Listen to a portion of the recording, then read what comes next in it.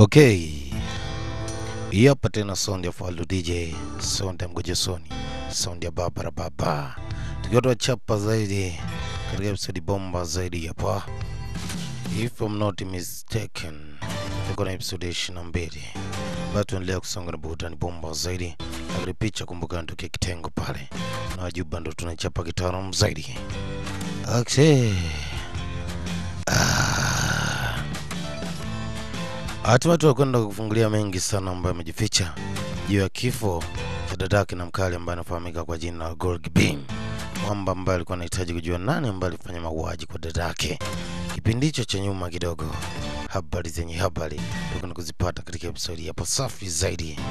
Sasa nini ambacho kinajiri katika maisha binti tu, ikiwa mpewa siku 3 waweze kuhakikisha na maliza mchakato wa kugundua ushahidi wa kile ambacho kimejificha kutokana na ugonjwa ambao unasemekana umeingia kwa Prince Jim Yong. Asema ni wapatia siku 3 waweze kupata ushahidi. Najua ndani hizo siku 3 hataweza kufanikiwa kupata ushahidi, hivyo biashara itaweza kumalizika zaidi. Basi wanasema ni day 1, siku ya kwanza katika swala na mchanganuzi wa kupata ushahidi juu ya kile ambacho kilitokea. Basi walikusanya data kutoka sehemu mbalimbali tu, lakini bado hawakufanikiwa kupata nini ambacho kingeweza kusababisha ile shida ambayo imemkuta bwana mdogo Prince Jim Yong. Basi ifika siku ya pili tu, na sasa imesalia siku moja. Maisha choka wako zaidi juu ya kutafuta ushahidi wa kuweza kubaini nani ambaye alikuwa nyuma ya mchezo. Hirochi hivyo fika aliona hali imekuwa mbaya zaidi. Anaona toa mpaka wanakosa usingizi. Lakini sasa moja kwa moja binti baada ya kutoka kule alienda kwa rafiki yake Gemwe. Anasema jeshi nimetumia nguvu kiasi gani, lakini sasa naona sioni hakuna hata njia inaweza ikanisaidia kunitoa katika ile jambo. Lakini binti alienda na sample ambazo zilikuwa ni za viungo mbalimbali na madawa mbalimbali ambayo aliweza kupekewa bwana mdogo Prince Jim Yong. Sasa kumbuka ni mbaya wa kunusa. Kimeo baada ya kunusa, anasema mbona inanukia kama mkojo wa panya. Ni kama kuna matone ya mkojo wa panya. Hii hapa ni siku ya 3, ndo siku ya mwisho ya kuweza kuleta ushahidi. Basi binti aliweza kufika huku, kuna kitu alihitaji kuna kunyangambua ili aweze kupata mwongozo zaidi. Lakini taarifa ilikuwa ni mbaya kwamba kwa sasa mfalme naye anaonekana ameweza kupata changamoto ya kiafya zaidi. Lakini binti aliweza kumuuliza mtu ambaye anatoa matibabu. Anasema mbona viashiria vya ugonjwa ambao unamsumbua mfalme unamfanana na ule ambao unamsumbua Grand Prince Jim Yong. Asema nini ambacho tunaweza tukafanya kwa wakati huu? Lakini binti kuna kitu aliweza kukisi. Asema baada ya kufanya mwangalio wa kitu fulani, aliweza kugundua kuna kama matone ya mkojo wa panya ambayo yaliweza kuingia katika zile dawa ambazo tunatumia. Basi mtaalamu wa matibabu anasema hiyo inaitwa Oryong. Hii inamaanisha ni sumu endapo itaweza kuchanganyikana na kitu kingine, na pia inatokea huko China. Basi mtu alipata mashaka zaidi. Akauliza, mnasema mliweza kula ginseng, mchanganyiko ambao ulikuwa na ginseng. Hii ndo maana iliweza kuleta shida zaidi. Hata pindi ambapo ginseng inapata muunganiko na hiki kitu ambacho ni kama matone ya mkojo wa panya, inaweza ikatengeneza shida katika mfumo wa akili. Lakini pia inaweza ikaweza kuzalisha sumu tu. Ina maana mchanganyiko wa vitu viwili katika mlo mmoja unaweza ukaleta kizaazaa zaidi. Basi mwanaume aliweza kugundua tu lazima kuna namna, kuna mtu alihusika na jambo hili. Basi anasema antidote iweze kupelekwa kwa bwana mdogo wake tu, lakini yeye kuna kitu anahitaji aweze kutambua zaidi. Aliumia kidogo hali ya kichwa, binti aliamua mpoze kidogo tu mwamba, akampatia nafasi kidogo ya kuweza kumfariji. Lakini mwamba sasa anasema salia hapo hapo, hiyo itanifanya nijisikie vyema zaidi, kamzozo zaidi. Sasa mtaalamu mkuu anafuatilia listi ya wahudumu wote ambao waliweza kuleta haya madawa. Aweza kugundua kuna jina moja la mtu mmoja ambaye alikuwa na mashaka sana. Basi alianza kutafuta kibaraka huyo ambaye inasemekana ndo alihusika kuingiza hizo dawa katika jumba la kifalme. Binti huyo anasema na muunganiko kidogo na ile kesi ambayo tukiaga kwa mwamba ambaye anafahamika kwa jina la Gorgili. Lakini pia Malkia alileta taarifa kwamba basi kuna mtu anatafutwa kutokana na muunganiko wa kile ambacho kimetokea. Anasema kisha mtu huyo hawezi kukamatwa kwa urahisi zaidi, kwa sababu ataweza kutuletea shida. hivyo Malkia ana wasiwasi sana na hiki kitu. Asema kwa neema zako tu utafanya kitu kiweze kuwa sahihi. Binti mwenyewe ni huyo hapa. Basi aliweza kukutana na madam. Huyu ni askari mmoja asili sana wa Consulate Kang. Alihitaji kumwangamiza binti. Kwanza alimzima namna hiyo, alafu akachomoa kibanio ili aweze kupoteza maisha. Lakini ghafla alifika kicheche mkali gingine. Ambie nani ambao unazuia habari? Asema nimehangaika sana kujua nani ambaye alifanyaga maisha dadangu aweze kupotea. Lakini kupitia silaha naweza kujua waambie Consulate alikuwa ni hatari zaidi. Asema unaonekana umekomaa na uko bomba zaidi Asema ndakisha naweza kukuziba wa mdomo usije kuleta kizaazaa tena. Sasa mwanaume anapigika. Alikuwa ni kamzozo, lakini pia mwanamama naye alikuwa kufiti ngangari. Asema nani aliyekupa oda kwenda kumuua dadangu?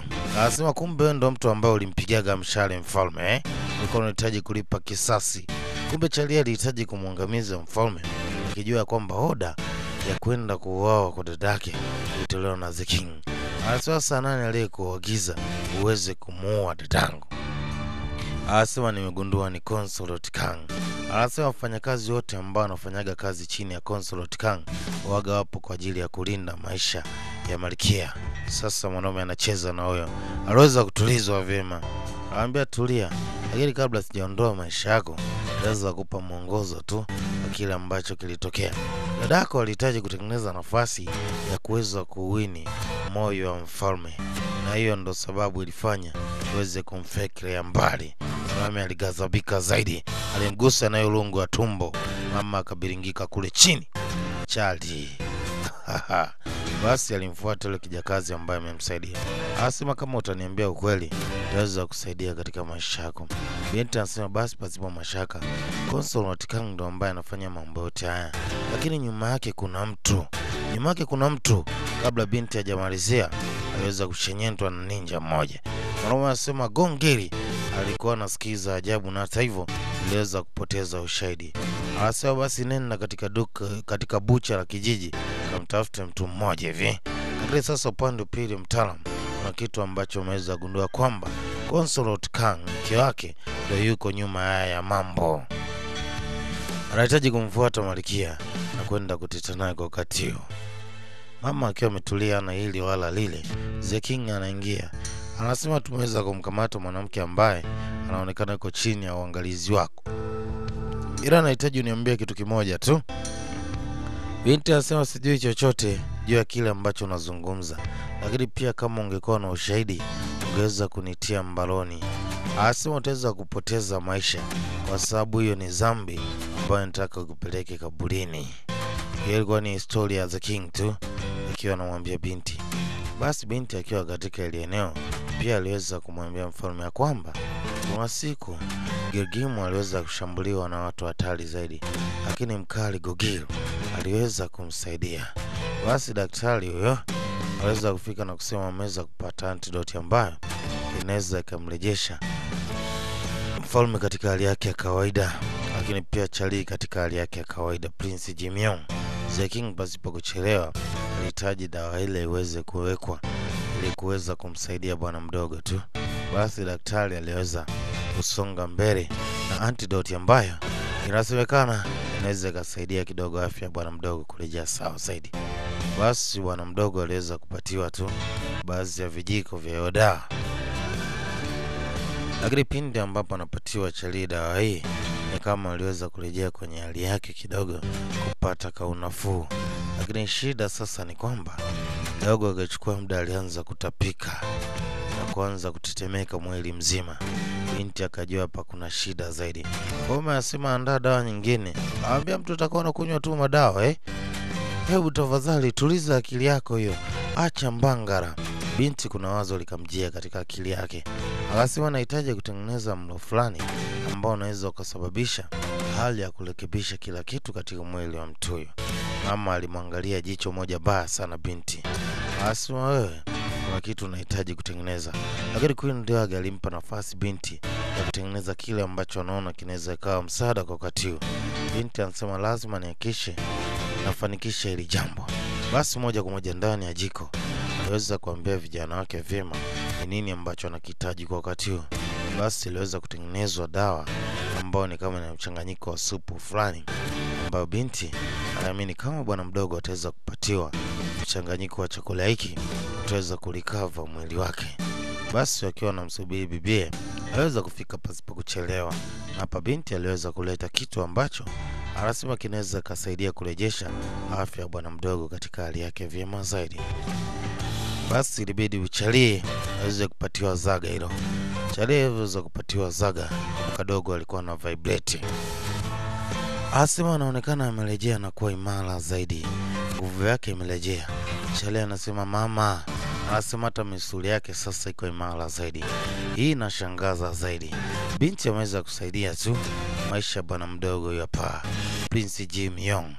Sasa nafikiri nini ambacho kinajiri katika episode safi inafuata, episode 24. Inatoka mida saa 2:30 hivi au saa 3.